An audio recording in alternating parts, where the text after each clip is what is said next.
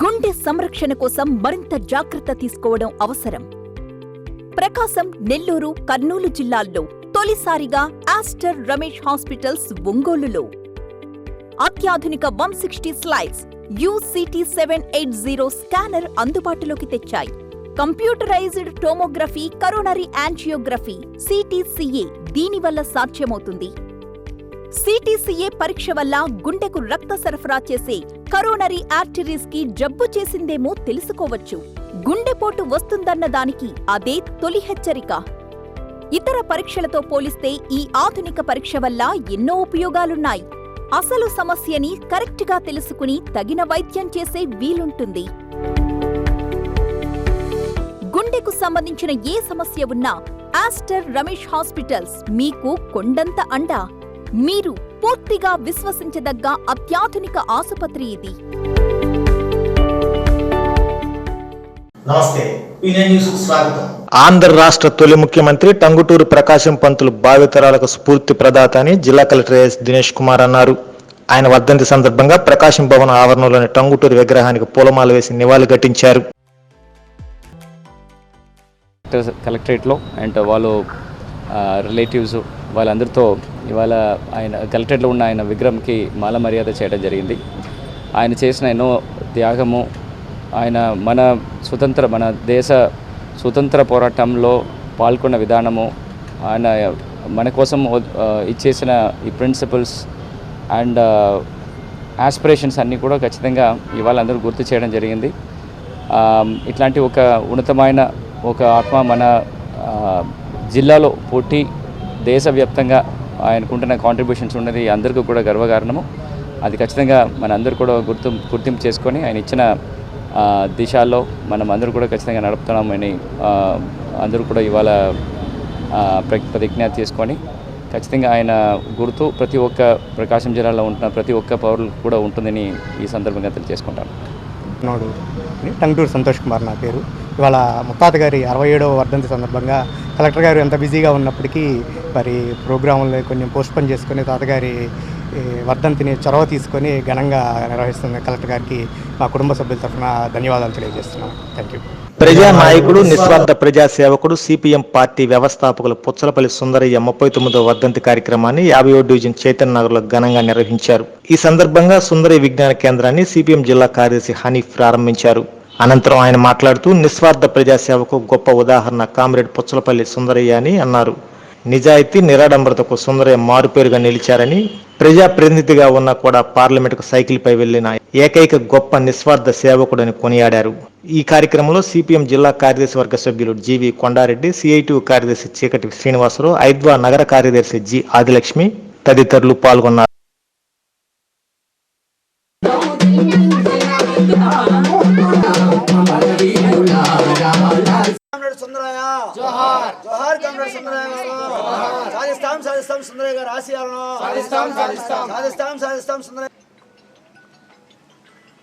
మా అయ్య కనిపించలేదన్నది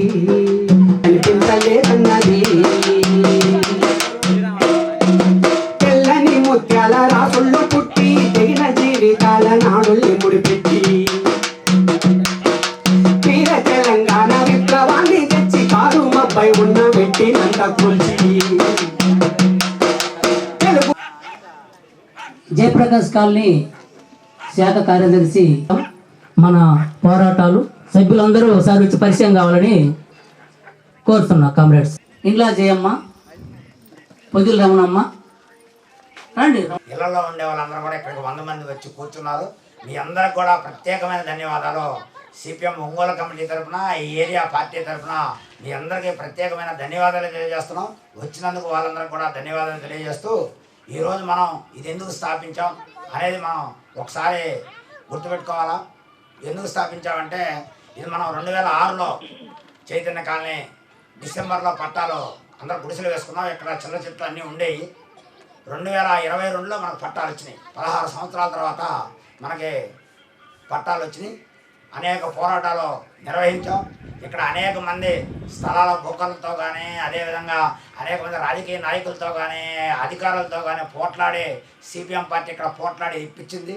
అదేవిధంగా జయప్రకాష్ కాలనీలో కూడా వాళ్ళు ఇల్లు వేసుకున్నారు. వేసుకున్న ఇల్లుని కాపాడటంలో సిపిఎం పార్టీ అక్కడ కూడా పాత్ర పోషించింది. ఈ రెండో పాత్రలో అప్పుడు జీవి కొండారెడ్డి గారు కార్యదర్శిగా ఉన్నారు. ఆయన సహకారం మనకి ఇచ్చారు. అప్పుడు ఆ పార్టీ సహకారంతో మనం ఇది నిలబెట్టుకొని మనం పట్టాలు కూడా సాధించుకున్నాం. అందుకని ఈ పట్టాల సాధనలో మీరందరూ పోరాటాల్లో వచ్చారు. ఈ పోరాటాల్లో వచ్చిన తర్వాత లైటింగ్ లేదు, రకరకాలైనటువంటి సమస్యలన్నీ ఈ కాలనీలోనే ఉన్నాయి. ఈ కాలనీలో ఉన్నటువంటి జనానికి ఇంకా చాలా సమస్యలు ఉంటాయి. కొంతమందికి రేషన్ కార్డులు ఉండవు, కొంతమందికి ఆధార్ కార్డులు ఉండవు, కొంతమందికి పిల్లలు చదువుకోవడానికి స్కూల్ ఉండదు, లేకపోతే రకరకాలైనటువంటి సమస్యలు ఈ యొక్క కాలనీలో, జయప్రకాష్ కాలనీలో రకరకాలైనటువంటి సమస్యలన్నీ ఉన్నాయి చెప్పాడు మన రమేష్ గారు చెప్పారు. ఈ సమస్యల మీద పనిచేయడం అనేటువంటిది మనం సుందరయ్య గారిని చూసి నేర్చుకోవాలి.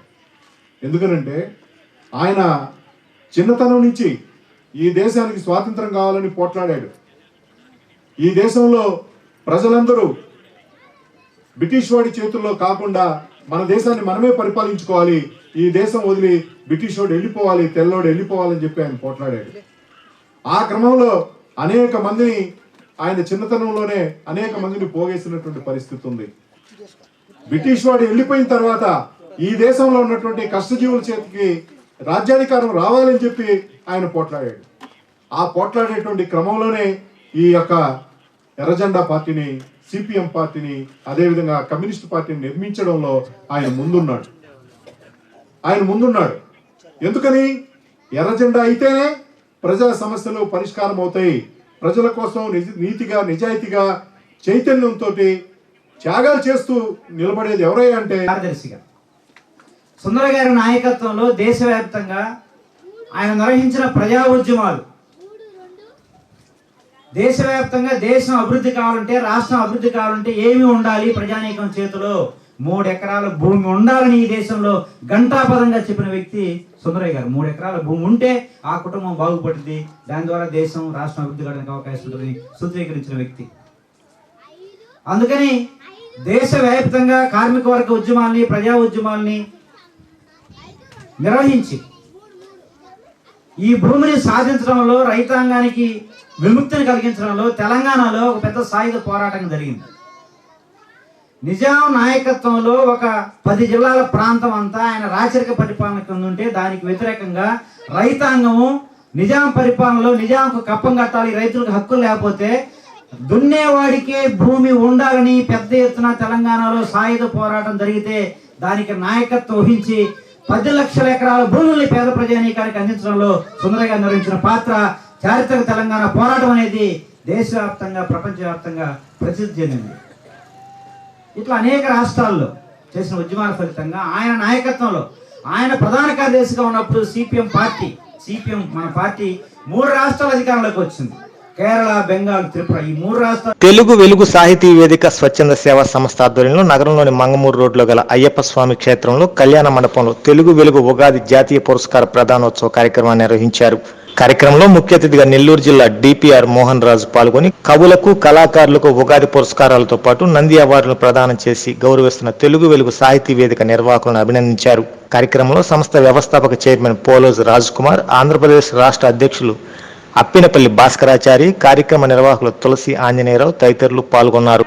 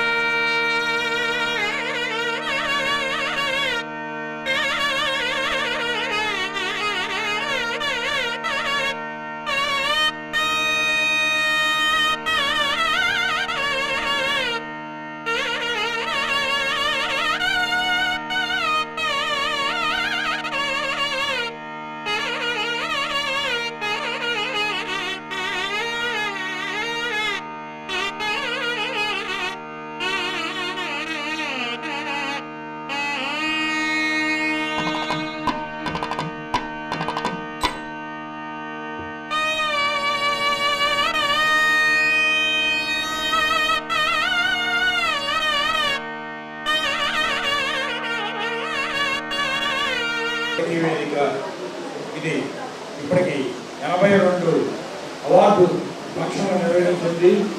ప్రతి కార్యక్రమం కూడా గాయకులు, మరి నర్తకిరణులు, వివిధ రంగాల్లో సాహిత్య రంగంలో సేవలు చేసిన వారు, వైద్య రంగంలో సేవలు చేసిన వారు, వాస్తు గౌరవించడం వాళ్ళు గుర్తించి గౌరవించి మరి వాళ్ళ వేదిక మీద తీసుకొచ్చి ఎంతో. కొప్పోలు గ్రామవాసులు మంచినీటి సమస్యను పరిష్కరించాలని కోరుతూ రోడ్డెక్కారు. ఖాళీ బిందెలతో శివాలయం సెంటర్ వద్ద ధర్నా నిర్వహించారు. ధర్నాతో రాకపోకలకు అంతరాయం ఏర్పడింది. వారానికి ఒక్కసారి మంచినీరు సరఫరా చేసినా కొన్ని పైప్ లైన్లకు మాత్రమే నీరు రావటం, అన్ని ప్రాంతాలకు నీరు రాకపోవడంతో సమస్య తలెత్తిందన్నారు.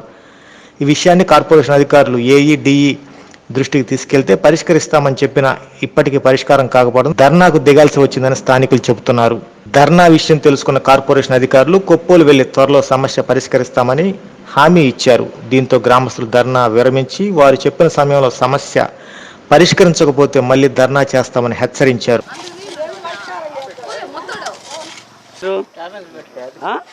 ఏడు రాలేదు ట్యాప్ ఇన్స్పెక్టర్. ఎవరైనా పేరేంది? నరసింహరావా? కానీ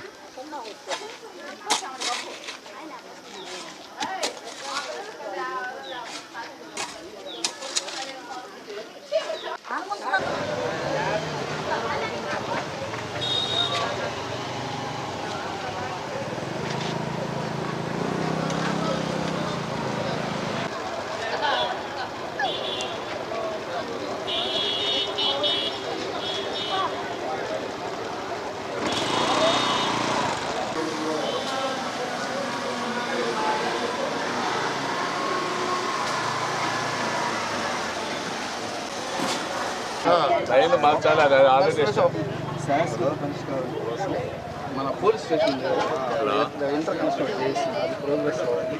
9840 నీళ్ళు పెడితే మన వాటర్ తీసుకోవడానికి 4990 చేయించారు. ఓకే, దానికి 8063 మనకి ఒక వారం రోజుల్లో సాగర్ వాటర్ వస్తుంది. ఎస్ఎస్ ట్యాంక్ సాగర్ వాటర్ అయితే నెలాఖరుకు వస్తాయి. వచ్చి ఎక్కడికి స్టోర్ చేసుకుంటారు? ట్యాంకుల్లోనేనా? చెరువుల్లో ఏముందండి? చెరువు అంతా అంత మురిగిపోయి జమ్ము ఎట్లాగా ఉంది? జమ్ము ఎట్లాగా ఉంది? అన్ని లేవలు వాడుకోవచ్చా? ఇంతకుముందు ఎట్లా ఉండే చెరువులు? ఇంతకుముందు ఎట్లా ఉండే చెరువు? ప్రతి పైపు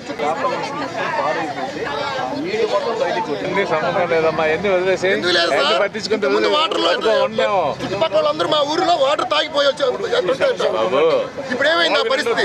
చెరువు నిండా జమ్ము, ఒంగోలు మురుగునీళ్ళు వచ్చి వదలకుండా వాటర్ ఎట్లా వదిలేస్తారు? ఎప్పుడు సార్ ఇప్పుడు కట్టుకున్నారు, ఓకే బాగానే ఉంది. ఏదో ఎలక్షన్ పెట్టుకున్నారు. అది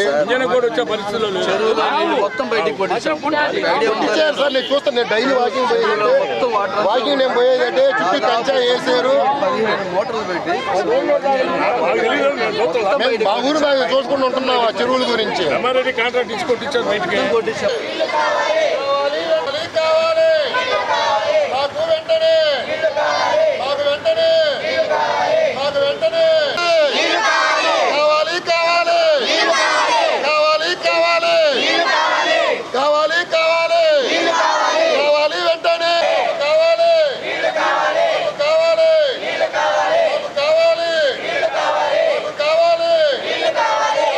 రోజుల్లో మళ్ళా ఈసారి నీళ్లు మీకు ట్యాపులు వదిలే టయానికి మీ సమస్యను పరిష్కారం చేస్తామని చెప్పి డిఈ గారు, ఏఈ గారు అందరూ కూడా చెప్పి ఇక్కడి నుంచి వెళ్ళారు.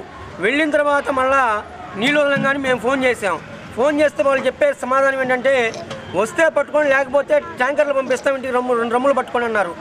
అలా ఎంతకాలం ట్యాంకర్లు పంపిస్తారు సమస్యను సాల్వ్ చేయకుండా? అంతేకాకుండా నీళ్లు వదిలినప్పుడల్లా మేము ఫోన్లు చేస్తూనే ఉన్నాం. ఏఈ గారికి ఫోన్ చేస్తున్నాము, ఇక్కడ వాటర్ లైన్మెన్ ప్రసన్న కుమార్కి ఫోన్ చేస్తాము. బాబా అతనైనా ఏం చేస్తాడు? ప్రసన్న కుమార్ అయినా వాళ్ళు చెప్పిన ప్రకారం అతను వదులుతాడు. కాకపోతే రిక్వెస్ట్ చేసుకుంటే ఇంకో 10 నిమిషాలు 1 గంట సేపు ఎక్స్ట్రా వదులుతాడు. అంతకంటే అతను ఏం చేయగలుగుతాడు? ప్రసన్న కుమార్ అతను తప్పే ఉంటుంది. ప్రసన్న కుమార్కి పై అధికారులు ఆ ప్రాబ్లం ఏదో సాల్వ్ చేస్తే మాకు ఈ సమస్య ఉండదు. సగం బజారు వస్తాయి. ఆ సగం బజార్లో కూడా 4 ఇళ్ళకి వస్తాయి, 4 ఇళ్ళకి రావు.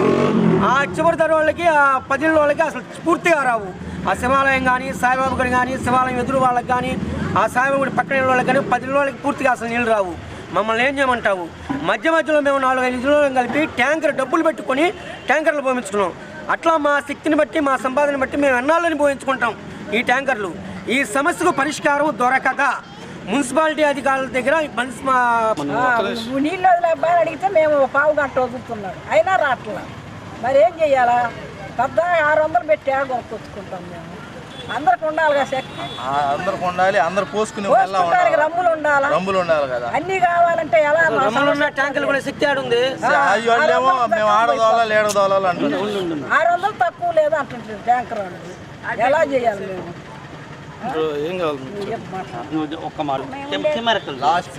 శివాలయం కాడ మేము ఉండేది. మాకు అసలు చెమ్ముడు కూడా రావు. మేము 10 రోజుల నుంచి నీళ్ళు లేక అల్లాడుతున్నాం. వర్షం పడితే వర్షం నీళ్ళు పట్టుకున్నాం, అయ్యే వాడుకుంటున్నాం. మంచి నీళ్ళు ఎట్లాగా పొద్దు పోయింది. 3 గంటలు నిల్చొని కాళ్ళు నొప్పి. మేము మా బాధలు ఎట్లాగా మేము కొనుక్కునే శక్తి లేదు మా కాడ. మనిషి బాగలేని మనిషి, ఆ మనిషికి నీళ్ళు ఉండాలి, అన్నీ ఉండాలి కదా. మా ఇల్లు చూడండి, వచ్చి వర్షం నీళ్ళు తప్ప నీళ్లు లేవు. నిన్న వచ్చినాయి కానీ వెనకోళ్ళకి రావట్లేదు.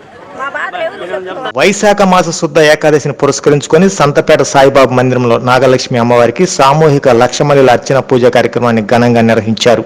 మహిళలు పెద్ద సంఖ్యలో పాల్గొని లలితా సహస్రనామ పారాయణం చేశారు. సాయి యువసేవ ఆధ్వర్యంలో భక్తి సంగీత విభావరి నిర్వహించారు. మందిర అధ్యక్షులు అలహరి చెంచులరావు కార్యక్రమాన్ని పర్యవేక్షించారు.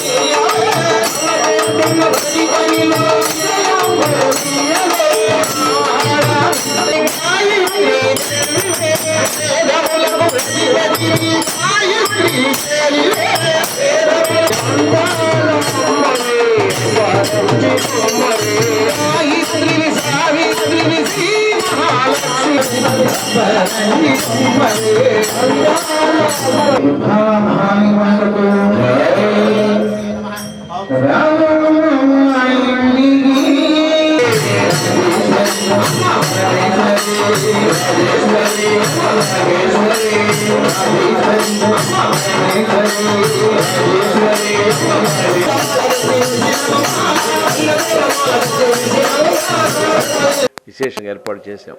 కాబట్టి ఏ కోరికైనా సరే అమ్మవారి దగ్గరకు వస్తే కోరుకున్నవన్నీ కూడా కోరికలు తీర్చేటువంటి ఆ మహాతల్లికి అందరూ కూడా భక్తులు భక్తి శ్రద్ధలతో ఈ కార్యక్రమాన్ని నిర్వహించుకున్నారు.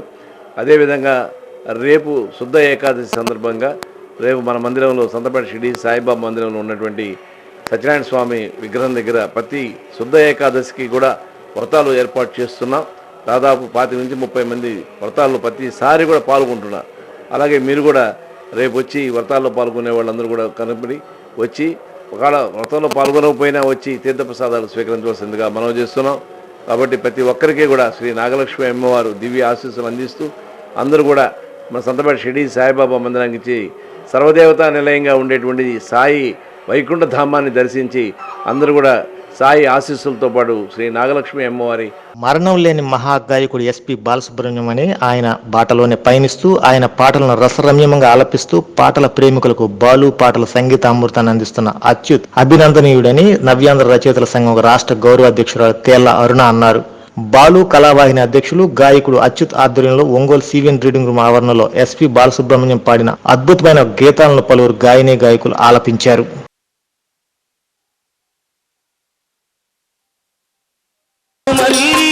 జరుగును మన పెళ్ళి ముచ్చార పందిరిలోనా ఉరిపాల సందడిలోనా ఉరిపాల సందడిలోనా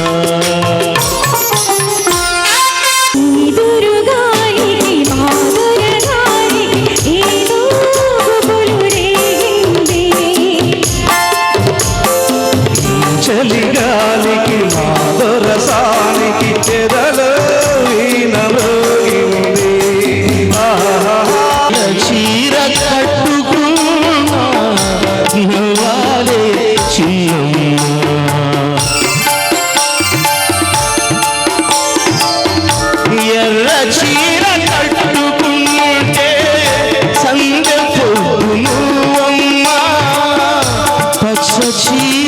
కట్టుకుంటే పంట చేను సిరివమ్మ చుట్టూ చంగావి చీర కట్టాలి చిలకమ్మ.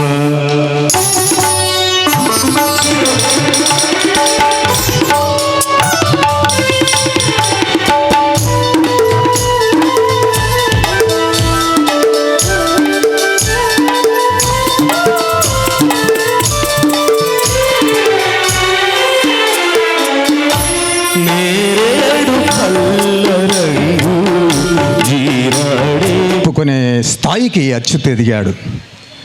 గతంలో పాడుతా తీయగాలో కూడా తను పార్టిసిపేట్ చేశాడు.